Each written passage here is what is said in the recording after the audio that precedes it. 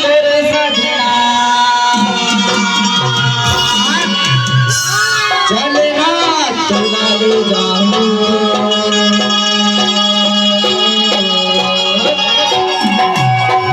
हंगामा घर की रानी तेरा मंडला सारी घुमाऊं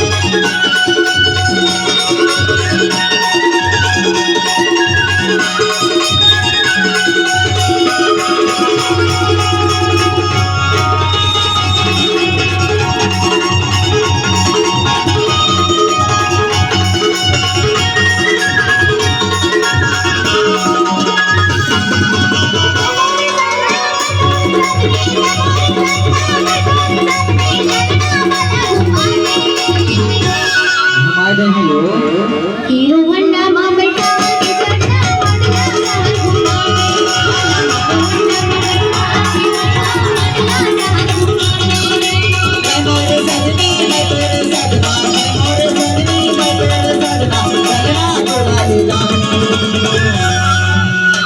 सुना तू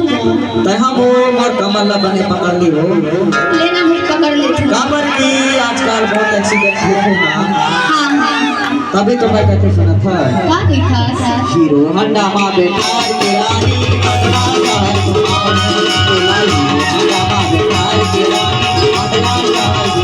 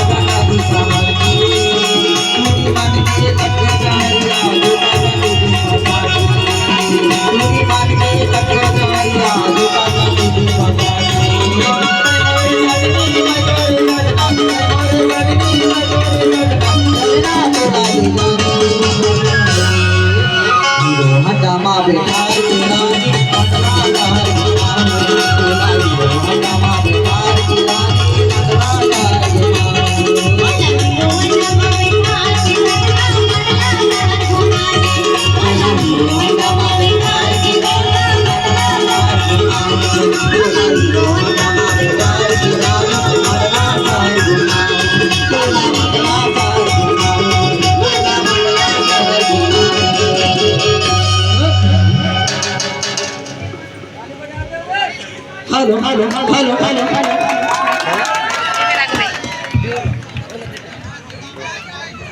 hello hello hello hello hello hello hello सुन लिया सुन लिया हेलो खोल देखिए सुन पकड़ दे हेलो हेलो भाई पकड़ हेलो हेलो